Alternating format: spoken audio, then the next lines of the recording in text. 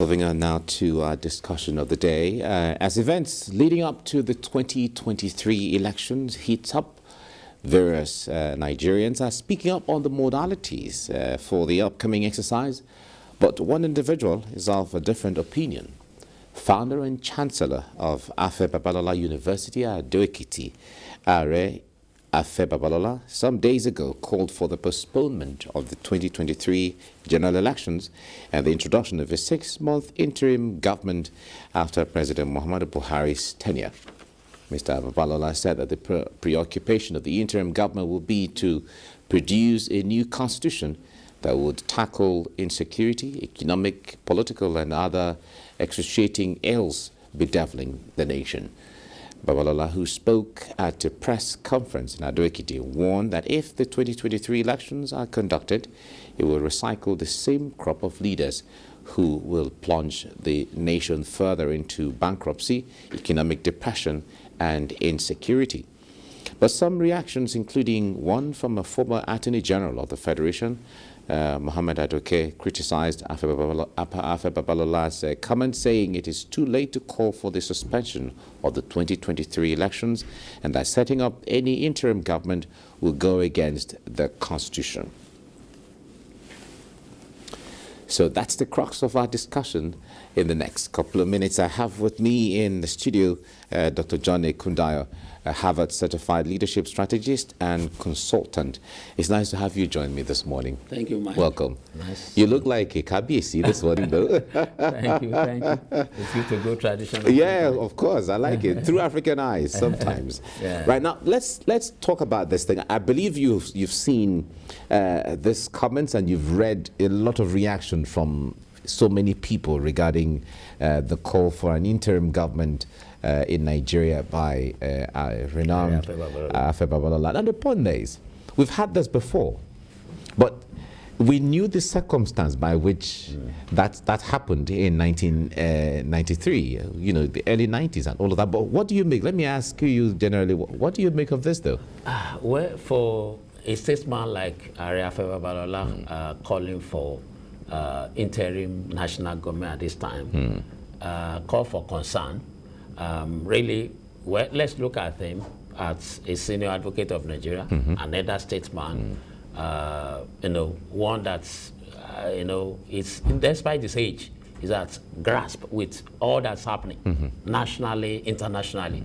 Is it? But maybe there were some things, there were some undertones, some things that actually worry him as an individual, looking, you know, at insecurity, looking at the deepening, you know, revenue coming, looking at oil theft, oil subsidy, you know, is it? But all that are problems, and leaders are to solve problems. Leaders are not to give excuse. So I don't really see a situation whereby, you know, for now we should say, okay, let's suspend the Constitution. You know, we are not in a nation of crisis.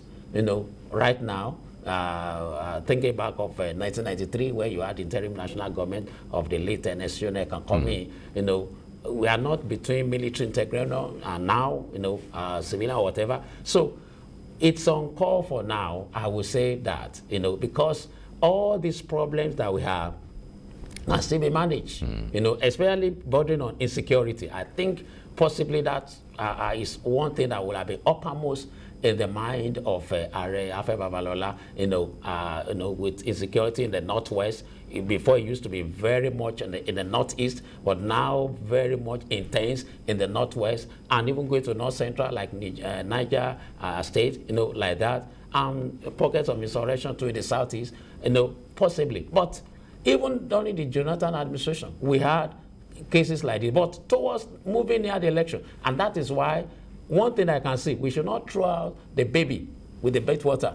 You see, in the statement of Aare Afe Babalola, one thing the government of the day could do is, and is very good, the president is talking tough now, you know, wanting to take some tough measures. Now, Mr. President, that's a good one. But we have been hearing of talk and talk and talk. And in real leadership, do what you say you will do. That's one of the leadership challenge. It is high time our security apparatus are actually stretched to show these terrorists these bandits, the stuff they are made of, that made them to be receiving honor in international affairs. So we should go headlong to flush out this, because not just because the election is coming, we should even make Nigeria safe, So that's what I would say for now. All right. Now, he said that the crop of leaders from, in fact, I'm quoting him directly, that the crop of leaders that we have now don't have what it takes to transform Nigeria in the way that Nigerians expect. But if we have to look into that, position that he has taken, where are we going to import leaders from? Let me just say this, as we were talking, something came to me. Okay. Invariably it's in the Bible. You see, Elijah was saying, I am the only one. All your other people that call themselves prophet, they are bow for Baal and this and that, they are no more with you. And God said, well, Elijah, carry on with what you are doing. But when he saw that Elijah was like wearied, wicked, and wanted to go out, God said, okay, you know what? There's somebody I have. Go and anoint that person in your state. And even apart from all this, I have reserved 700,000 people. Now, that's where I'm going. There are some hidden leaders in Nigeria that Nigerians, that the nation of Nigeria had not actually discovered. You see, it's only the political gladiators, those who can make noise, those who have the media, we are seeing now. There are some hidden ones that, thank God for the Electoral Act that have been signed into law. That, okay, we showcase, free and fair election coming, and then we'll be able to see some leaders that they will not be rigged out of the system like it used to be in time past. So kudos to the present government of President Muhammadu Buhari in signing that electoral law, and even the National Assembly too. Kudos should be given to them, because I believe 2023 will make us to see some, by the elections, will make us to see some crop of leaders that we have not seen before. You see, so we should not be discouraged, and say, well, the present crop of leaders, they are not even all bad. There are some bad eggs, but they are not all bad. We still have some people that have not been given opportunity, that have not been given chance, even among them, to be in certain position. And then we now discover the stuff they are made of. So we cannot just write up the present crop of leaders. Some of them have not been given opportunity. Some of them are aspiring. So it is time that the system is made fair, so that these people can, a level playing field. And one thing I'm happy, I'm writing on that in my column on Sunday. The two prominent political parties, PDP, APC, now they are going for indirect primary. That's good for our nascent democracy, to develop and deepen our democracy, so that you can see participation of people, rather than some people who see themselves as pseudo owners of Nigeria, sitting somewhere. And then, who do we think we can make governor? Who do we think we can make president? And we are talking about democracy. It's not the time to go to Ado-Ekiti. I've been saying it and I've been writing it. It's not the time to go to Enugu, Ibadan, or anywhere, or Ado-Ekiti. It is time for Nigerians, for followers themselves, to arise now and choose their leaders. So we can see leadership failure. That's right. Aare Afe Babalola has seen that. But then there are still the good ones that are hidden. All right.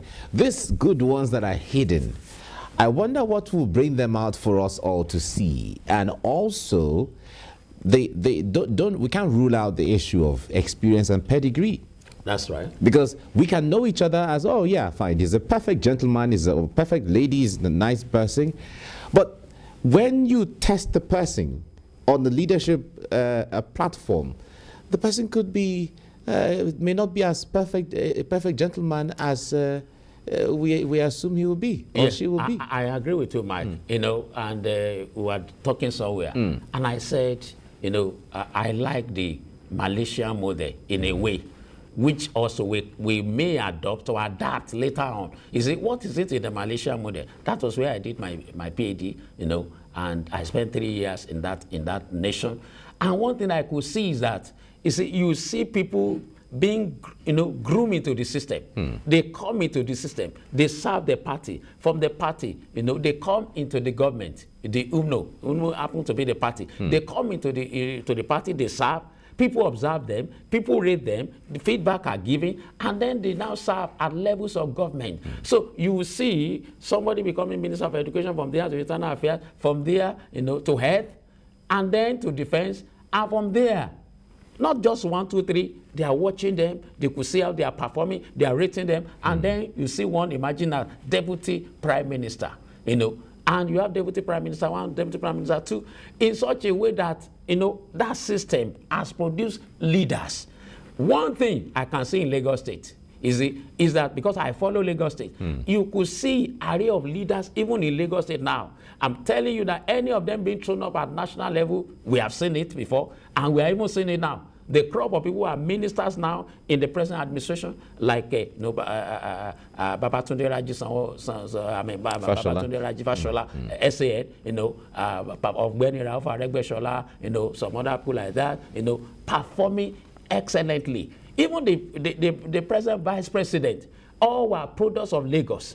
They were groomed. And how did this, we don't have to, we need to really pay attention to this thing. Leadership, you can see leadership quality coming out of people coming to, debates. In Lagos State Executive Council, when Asiwaju Bola Ahmed Tinubu was governor, those years, you see discussion, robust discussion, dialogue, and he is coming with that idea. But at the end of the day, his idea may be defeated. And from the discussion, from the dialogue, from the debate, it may be something that will now come out new, innovative, that the state will say, okay, we want to take this as policy. And that's why you could see all this happening. You see, people now have forgotten. In Lagos State, they are no more complaining about our streets are dirty. You see, because things are going on. You see, peace. When you see absence of peace, then you see war, you see confusion. You see, but when you see things going on, once you know that there are some forces, there are some things at work that are making this thing to be. It all comes as a result of dialogue, of debate. Like this is security now. It could be something that could be debated. But you need leaders that will open mind, leaders that will not take side, leaders that will not be partisan, leaders that will not be pariah or pedestrian, leaders that will be patriotic, that will be progressive, that will be proactive, passionate. I want this country to go forward. We still have them. But we need to discover them. And we, like I agree with you, we need to look at antecedent. You see, you can't just see somebody performing well in the banking sector and say, oh, he will be a good governor. We have seen that happening before. We have seen that. You see, but you could see Fashola, for instance. Asiwaju could see something in Raji Fashola, and he brought him as chief of staff. Now, like the militia model, he understood the system. He himself was not a politician. He himself, because I wrote about that, he himself was not saying, I wanted to be anything. But Asiwaju could see something in this man that other people could not see. And it was like a gold in the rubbles. And he picked him and polished him and said, well, I want it to be this. Even though there were a lot of who and cry. But at the end of the day, we could see flashes in leadership in Fashola in Lagos. First time, second time, it's just there like that. All right. Let's go back to Afe Babalola's position here. Let's paint a picture, because you are a researcher. You've also been around, studying the parts in the history of our political evolution and all of that. Now let's create a scenario. What Afe Babalola is trying to postulate. What kind of system can evolve from that kind of a scenario he's trying to create? What would it look like in the Nigeria of today? Well, from what I can get out of that is that, number one, it will de-enfranchise some people. Okay. You see, part of the thing is, okay, the government to be consulted, should not have people who are present players, who have taken part before. You have a lot of problem. People will not agree with that. Already even civil society organizations that are supposed to be on his side, they say no, it's uncalled for now. You see, because it will really disenfranchise some people. And we should not forget that there are still some people within this system that have not been given opportunity. That have not been given opportunity to do some things. I don't want to be speaking for some people. I don't want to mention names. You see, but if we allow a level playing field, we can steal from this present crop of leaders. I don't believe all of them have failed. You see, I believe some of them have opportunity at a certain level, You see, some of them were even made to play certain levels. Some people wanted to be governor, but they cannot get to be governor. They were made to be House of Rep, and they couldn't work well there. You know, look at somebody like Wike now. He was in the House of Rep before, but now as governor. You know, so there are some people that we cannot just rubbish them away. We are still in the developing process, and people are moving. You know, they are still leaders are still imagining. And then, like I said, there are still some hidden leaders within the system. So for calling for, you know, this system to just come up, we are just about 23 years now. So we are developing. It's a nascent democracy. We can deepen it the more, rather than, you know, going back to the drawing board again and starting all over again. It's uncalled for now. It's uncalled for. That's just what I would say, because we can still come out of this system, you know, if we get it right, especially in the presidential election. And I'm happy that the two most popular political parties, prominent parties, APC, PDP, they are saying we want indirect primaries. And that is just lovely. Instead of, you know, the consensus contraption. That's what I call it. You see, with that, you'll be able to... You call it a contraption? It's a contraption. You see, because with that, you'll be able to see leaders emerging from the grassroots, from the people. You know, they know we put this person. Yeah, but Doctor, the point is... No, before I round up on that, yes. And you know, from these two popular parties, I've done my research. From 1999 to 2019, you either see either of the APC winning or PDP winning.